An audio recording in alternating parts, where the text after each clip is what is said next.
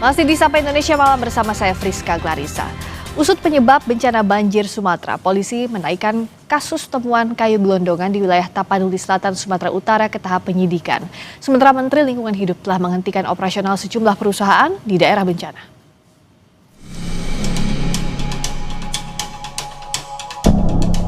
Barreskrim Polri telah menaikkan kasus temuan kayu gelondongan dalam peristiwa bencana banjir dan longsor di Tapanuli Selatan, Sumatera Utara ke tahap penyidikan. Penyidik Direktorat Tindak Pidana Tertentu Barreskrim Polri tengah menelusuri kemungkinan adanya tindak pidana di balik bencana ini, termasuk dugaan kelalaian hingga keterlibatan korporasi. Polisi saat ini tengah mengembangkan bukti-bukti yang telah didapat di daerah Garoga dan Anggoli. Kami sedang memastikan bahwa bukaan itu apakah berizin atau tidak. Kami baru selesaikan 6 kilo ke atas, sampai 8 kilo ke atas kita temukan 4 bukaan. Kemudian di dalam proses penyidikan itu kami akan melakukan penyitaan, pemeriksaan saksi, kemudian ahli membawa barang bukti itu ke lab, kemudian mencocokkan ke 110 bukaan tadi. 110 bukaan itu ada perorangan, kemudian ada korporasi. Yang terkait dengan korporasi berarti pertanggungjawabannya nanti korporasi, kalau memang perorangan juga tentunya pertanggungjawabannya perorangan. Sementara Menteri Lingkungan Hidup Hanif Faisal menyatakan telah menghentikan operasional sejumlah perusahaan yang diduga berkontribusi menyebabkan bencana banjir bandang di Sumatera. Saya telah menghentikan semua kegiatan operasional semua perusahaan di Das Batang Toru ya. Ini beda das. Jadi das ini tidak disebabkan oleh upaya yang ada di Batang Toru. Ada berapa perusahaan? Ya, di sini kita belum lihat perusahaan. Kalau yang di Batang Toru ada 4 perusahaan yang kita hentikan kegiatan, tetapi tidak berhubungan dengan Das Garuda karena alirannya beda. Jadi Das Batang Toru ke arah sini, Garuda jadi tidak nyambung. Saya sedang melakukan langkah-langkah penanganan lebih lanjut. Jadi kita evaluasi total semua perizinan karena memang curah hujannya ini di luar proyeksi waktu penyusunan dokumen AMDAL beberapa puluh tahun yang lalu, sehingga kita perlu sosialisasi, sesuaikan kembali kaidah ini. Namun sekali lagi terkait dengan bencana ini ya memang harus ada yang tanggung jawab. Selain menghentikan operasional perusahaan tersebut, pemerintah juga janjikan sejumlah langkah termasuk investigasi dan audit lingkungan. Meski pemerintah telah mengusut dugaan tindak pidananya, warga terdampak bencana juga memiliki hak untuk menuntut pertanggungjawaban pemerintah atas terjadinya bencana di Sumatera. Salah satunya melalui mekanisme class action. Tim Liputan, Kompas TV. Bencana banjir dan longsor di Sumatera, bisakah warga terdampak menggugat? Dan bagaimana peluang menangnya gugatan kasus bencana seperti ini? Kita ulas bersama dengan Sekjen Aliansi Masyarakat Adat Nusantara, Ruka Sombulinggi, dan tenaga ahli utama KSP, Respiratori Sadam Al-Jihad, serta Direktur Eksekutif Amnesty International Indonesia, Usman Hamid. Selamat malam, Mbak Ruka. Selamat malam. Selamat malam juga Mas Sadam, Bang Usman. Selamat malam. Saya ke Mbak Ruka dulu. Dengan saat ini yang kita lihat bencana Sumatera, lalu juga warga kan ingin menggugat. Baik itu segi pidananya harus ditelusuri, siapa-siapa saja yang bertanggung jawab. Tapi kalau dari aman, apa langkah lain yang akan ditempuh untuk menuntut keadilan bagi para korban dan juga lingkungan di Sumatera? Saat ini kita sedang mengkaji ya, ada mencari legal opinion, cara-cara yang paling efektif untuk bagaimana caranya supaya ada efek jerah. Efek jerah bukan hanya perusahaan, tapi yang paling penting adalah negara dan pemerintah dan juga politisi. Jadi bencana di Sumatera ini bukan bencana alam, tapi bencana karena keputusan-keputusan politik. Pemberian izin, kemudian perampasan hak-hak masyarakat adat. Ada satu perusahaan yaitu PT Toba Palplestari, itu sudah digugat, sudah dilawan, diminta untuk dihentikan sejak tahun 90-an, masih zaman Soeharto. Tapi berubah kulit dan sampai sekarang justru menjadi salah satu perusahaan perusak hutan alam di Sumatera dan mengganti menjadi eukaliptus. Nah, dari kami di Persatuan Pembela Masyarakat Adat, pengacara masyarakat adat di PPMAN ada 180 orang dan mereka sedang mencari mana yang lebih efektif. Ya. Kita bisa menggunakan class action, kita bisa juga menggunakan citizen lawsuit, tapi ada beberapa hal yang melampaui proses-proses litigasi, yaitu keputusan politik dari pemerintah untuk segera menghentikan izin dari perusahaan-perusahaan yang ada di sana dan wilayah yang rusak memang harus segera direhabilitasi. Ya. Ada satu kasus kampung anggota AMAN yang mereka tidak, ini yang korban tidak bersalah semua ya korban, tetapi ada satu yang paling jelas, contohnya itu di Tornauli. Itu mereka yang menjaga hutan sudah sampai diakui, mendapatkan pengakuan sebagai hutan adat dan lestari.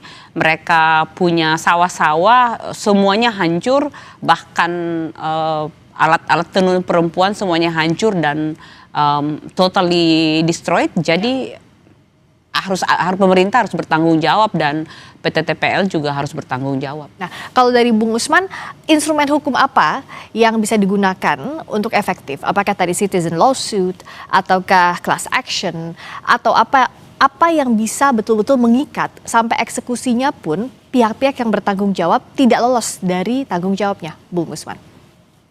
Ya, terima kasih. Saya kira bisa kedua-duanya. Artinya class action bisa ditempuh secara hukum, yaitu wakil-wakil kelompok masyarakat yang mengalami kerugian langsung di Sumatera, maupun juga masyarakat yang ada di wilayah-wilayah lainnya yang memang juga terdampak oleh misalnya bencana ekologis yang sama. Nah, yang kedua, citizen lawsuit. Citizen lawsuit juga bisa diajukan. Bahkan citizen lawsuit tidak harus warganya mengalami kerugian langsung. Ya. Jadi bisa saja mereka yang tinggal di wilayah yang tidak terkena banjir besar, atau terkena longsor, atau terkena dampak langsung dari bencana itu. Nah, mereka bisa mewakili masyarakat, bisa mewakili kepentingan umum. Ya. Dan yang diajukan gugatan itu bisa melalui pengadilan kepada pemerintah. Jadi pemerintahlah yang akan menjadi katakanlah tergugat. Nah, kalau di dalam Undang-Undang Hukum Perdata sebenarnya sudah sering dipakai, tapi juga ada di dalam Undang-Undang Pengelolaan Lingkungan Hidup, bahkan juga ada di dalam Undang-Undang Hak Asasi Manusia nomor 39 tahun 99, khususnya pasal 17. Jadi setiap warga negara bahkan bukan hanya bisa mengajukan gugatan perdata atau gugatan dalam pengertian class action dan juga citizen lawsuit, tapi juga bisa mengajukan satu proses perkara yang bersifat pidana. Karena ini kan kejahatan. Seperti tadi Mbak Ruka katakan, ini bukan bencana alam yang dibuat karena fenomena alam, melainkan karena dibuat oleh manusia sendiri itu. Jadi ada banyak sekali perusahaan-perusahaan yang memang beroperasi membabat hutan, termasuk perusahaan yang terafiliasi dengan pejabat-pejabat tinggi pemerintah, dari mulai Pak Luhut bin Sarpanjaitan sampai dengan Pak Prabowo sendiri gitu. Jadi saya kira mungkin tantangannya nanti pada tingkat politis. Ya. Jadi kendalanya mungkin bukan pada kendala hukum, kendala legal, tapi lebih pada kendala politis. Oke, saya ke Mas Adam, ada jawaban soal ini? Apa yang akan dilakukan pemerintah negara? Iya, yang pertama adalah terkait dengan apa yang dilakukan oleh negara itu melalui Perpres nomor 5 tahun 2025 itu terkait dengan Satgas PKH ya, penertiban kawasan hutan. Ini sudah dilakukan sejak bulan Februari hingga hari ini, dan ketika ada persoalan kerusakan lingkungan ini kemudian ini akan ada investigasi dan juga evaluasi. Artinya tadi saya sepakat dengan saudara-saudara teman-teman di AMAN dan di Amnesty, ketika ada persoalan hukum, masyarakat, rakyat itu harus kemudian mendapatkan sebuah keadilan. Ya. Nah, proses keadilan inilah yang kemudian kita serahkan ke yudikatif. Dalam sebuah trias politika ada keseimbangan antara eksekutif, yudikatif, dan legislatif. Legislatif sudah memanggil eksekutif, yaitu Kementerian Kehutanan. Kemudian Kementerian Kehutanan itu sendiri dengan Satgas gabungan dengan Polri itu kemudian menyisir dengan yang bertanggung jawab perusahaan-perusahaan tersebut. Kemudian ada Satgas juga di Kementerian Lingkungan Hidup, itu pun sama menyisir. Begitu juga Satgas PKH menyisir perusahaan-perusahaan. Ada 8 perusahaan yang memang kemudian dilarang operasinya untuk terkait dengan persoalan-persoalan bencana ekologi ini, bencana lingkungan ini, gitu. Jadi artinya saya ingin sampaikan bahwa terkait dengan class action juga itu adalah hak warga negara, hak masyarakat, hak komunitas yang memang kemudian merasa mendapatkan ketidakadilan, dan itu kemudian kita serahkan ke dalam yudikatif, dalam tata negara, ya hukum itu sendiri. Saya kira itu yang paling penting. Oke. Kalau dari Aman, apa sebenarnya poin kalau kita mengajukan class action maupun citizen lawsuit yang kira-kira bisa diajukan segera dan tepat dengan kondisi yang dialami warga yang terkena bencana di Sumatera, Mbak Ruka? Ya, ini sudah berhari-hari kami diskusikan, tapi yang juga harus dipahami adalah ini warga dalam keadaan tidak baik-baik saja, dalam keadaan darurat. Yang dipikirkan makan, ya. Dari Aman yang sekarang ini kami lakukan bagaimana menyelamatkan nyawa. Bantuan dulu ya? Bantuan dulu. Jadi bahkan ada anggota-anggota kita yang baru 2 hari lalu bisa dikontak. Dan saya rasa kalau dari kita bicara tentang hukum, yang harus dilakukan pertama oleh pemerintah adalah temukan mereka, gunakan seluruh infrastruktur negara. Ya, negara katanya kita kan bukan negara miskin. Ada banyak sekali infrastruktur yang mestinya bisa digunakan untuk mencari masyarakat yang di Aceh masih ada 2 kampung anggota Aman yang sampai saat ini kami tidak tahu mereka berada di Aceh Tamiang dan di Aceh Barat. Sehingga untuk memikirkan tentang gugatan hukum ini memang nggak bisa cepat, karena ditanya pun dalam keadaan seperti mati gimana ya, sudah masyarakat ketika ditanya mereka udah dalam keadaan kebingungan dan untuk bicara makan aja sulit, masih susah gitu. Jadi bantuan-bantuan yang kita berikan juga sangat terbatas gitu. Hanya sebatas bisa makan nasi dan telur atau ikan asin. Nah, melampaui urusan-urusan normatif dan hukum seperti ini, yang justru harus dipikirkan oleh negara itu adalah ini menyelamatkan rakyat Indonesia. Itu kewajiban. Jadi harus dilaksanakan. Siapa suruh jadi pemerintah, gitu ya? Itulah tanggung jawab negara, tanggung jawab pemerintah. Nah, ini saya juga dengar teman-teman di Pilnet juga sedang mendiskusikan ini, sehingga harus ketemu dalam sehari 2 hari ini untuk bisa memutuskan langkah mana yang paling tepat. Tapi kondisi emosional dan psikologis masyarakat saat ini tidak sedang memikirkan itu. Jadi kita yang harus memikirkannya. Oke, bagaimana tanggung jawab negara soal ini, Mas Adam, silakan. Ya, izin.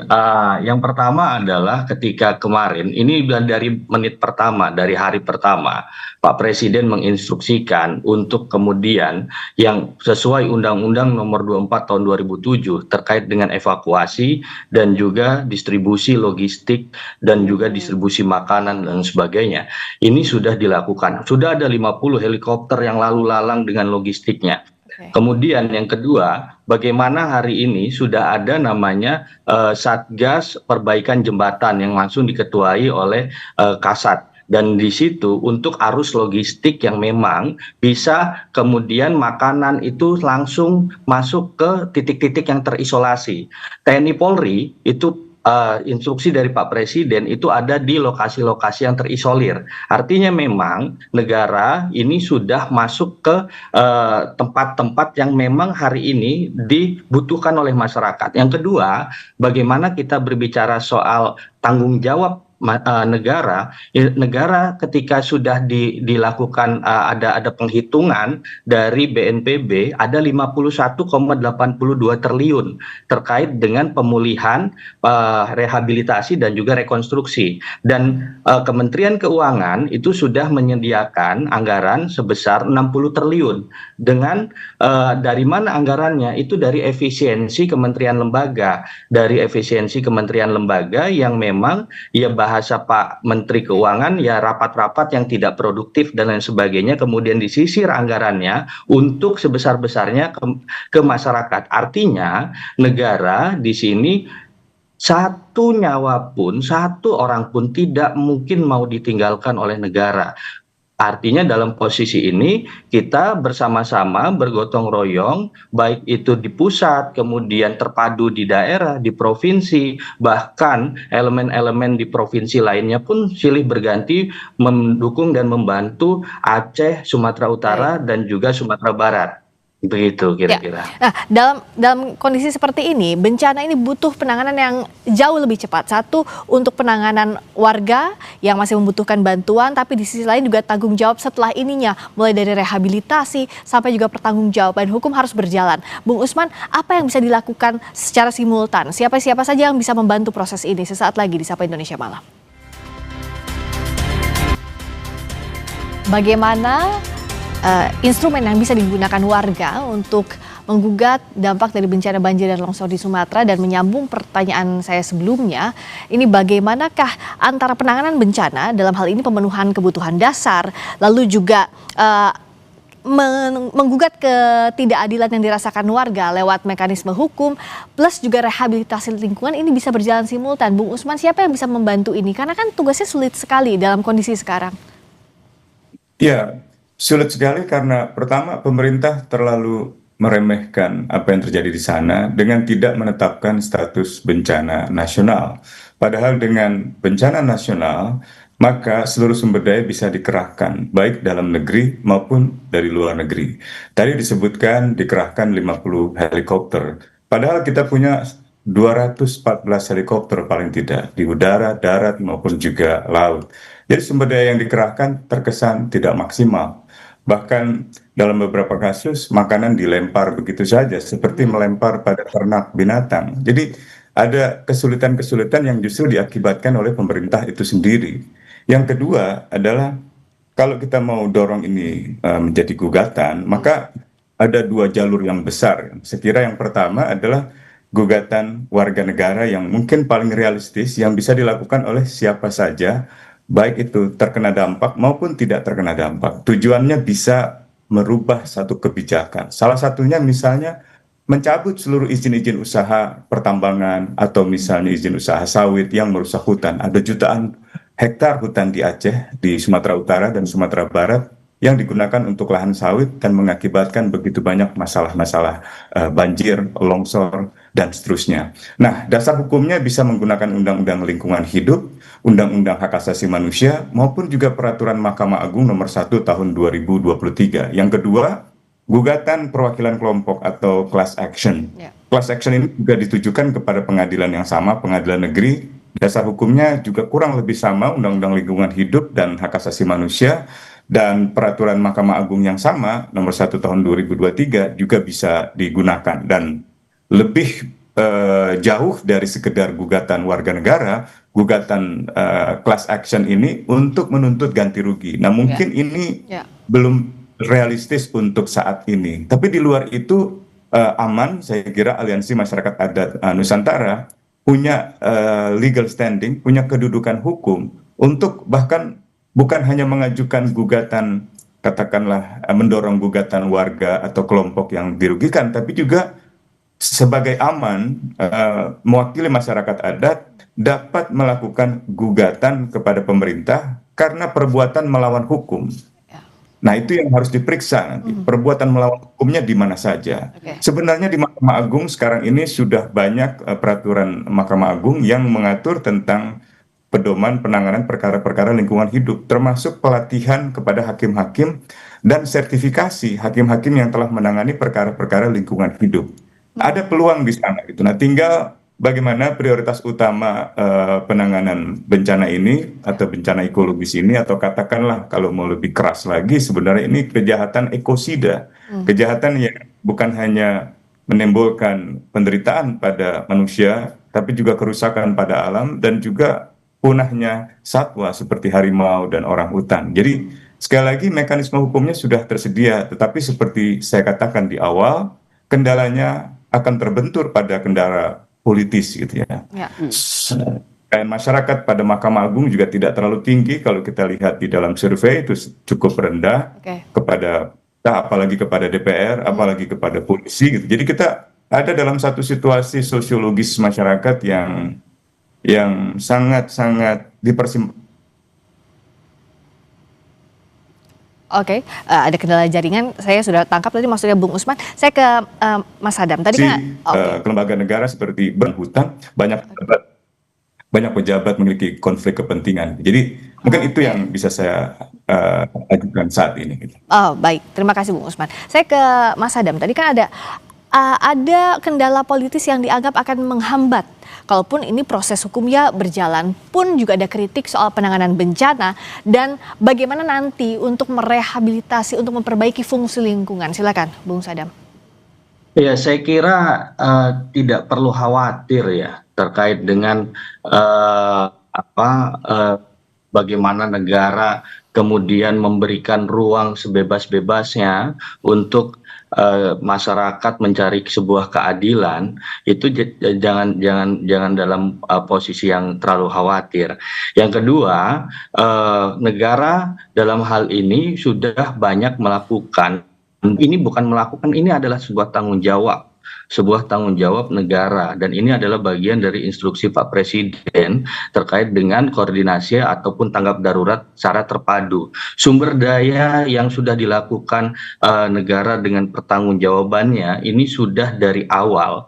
Saya ingin menghitung bahwa dari logistik dari beras yang sudah di bulog yang sudah ada di gudang-gudang itu 3 provinsi itu 125.000 ton. Kemudian bagaimana listrik kemudian ini sudah ya kita pelan-pelan kemudian di Sumatera Utara, di Sumatera Barat dan juga di Aceh. Memang di Aceh terkait dengan kelistrikan ada mengalami yang progres yang harus kemudian di jembatan tadi yang saya sampaikan untuk semuanya ada perbaikan, dan terkait dengan rumah-rumah yang kemudian ada rusak berat, rusak sedang, rusak ringan, itu diganti oleh negara dengan huntara dan juga huntap. Dan ketika sawah juga ada cetak sawahnya, dan kemudian terkait dengan petani ada penghapusan piutang kur.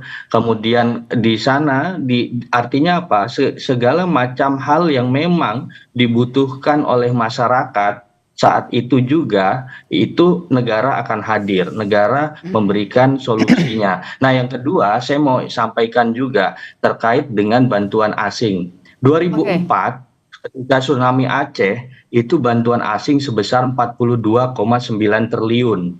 Nah, ketika hari ini dari R3P, rencana rehabilitasi dan rekonstruksi pasca bencana, itu dituliskan bagaimana pemulihan itu ada 51,82 triliun, dan negara sudah mempersiapkan 60 triliun untuk pasca bencana ini, untuk rekonstruksi, pemulihan dan sebagainya. Artinya saya mau bilang bahwa dengan kekuatan dan kesanggupan negara dalam memanage daripada pasca bencana ini adalah bukti bahwa kita sama-sama merasa sakit ketika Aceh, Sumut, dan juga Sumatera Barat ini ada kerusakan lingkungan, ada korban jiwa, ada kerusakan rumah dan sebagainya. Nah, negara hadir untuk bertanggung jawab terkait dengan hal-hal itu. Yang kedua, yang terakhir saya mau bilang bahwa 2014 bencana, ketika ada bahasa bencana nasional itu didorong ketika di Riau,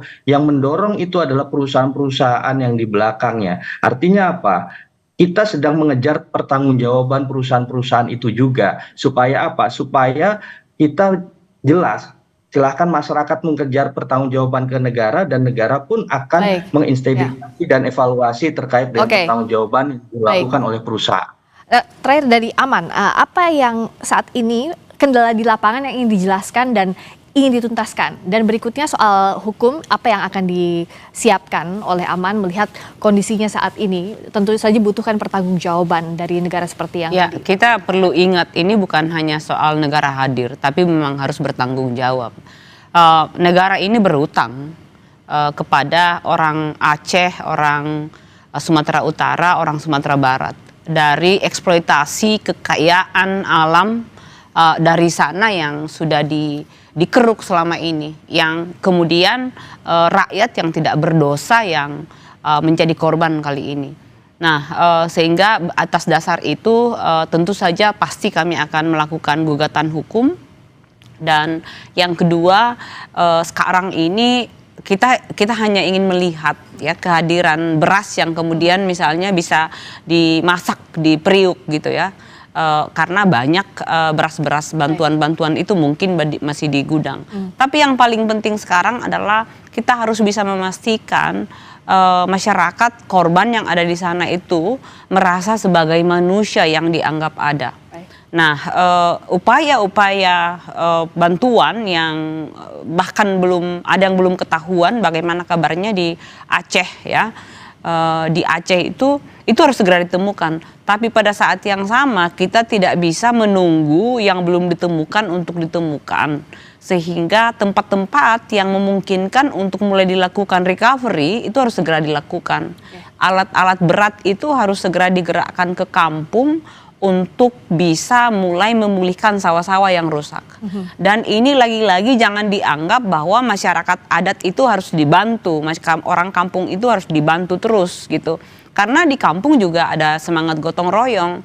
Jadi jangan dianggap bahwa pekerjaan ini harus oleh tentara lagi. Ya, termasuk kalau pemulihan bangunan, jangan sampai kejadian di Lombok yang perusahaan lagi, modelnya diseragamkan lagi. Jadi kita serahkan kepada masyarakat untuk bermusyawarah mau seperti apa menata hidupnya kembali, dan kita yang kemudian dalam hal ini pemerintah negara yang kemudian harus sekali ini dengarlah suara dan keinginan rakyatnya. Baik, jadi masyarakat dilibatkan, apa yang diinginkan, negara memfasilitasi untuk itu sebagai bentuk tanggung jawab. Terima kasih Mbak Ruka Sombolinggi yang jadi Sekjen Aliansi Masyarakat Adat Nusantara sudah hadir di Sapa Indonesia Malam. Terima kasih banyak juga untuk tenaga ahli utama KSP, Respiratori Sadam Al-Jihad, dan Direktur Eksekutif Amnesty International Indonesia, Bung Usman Hamid. Selamat malam.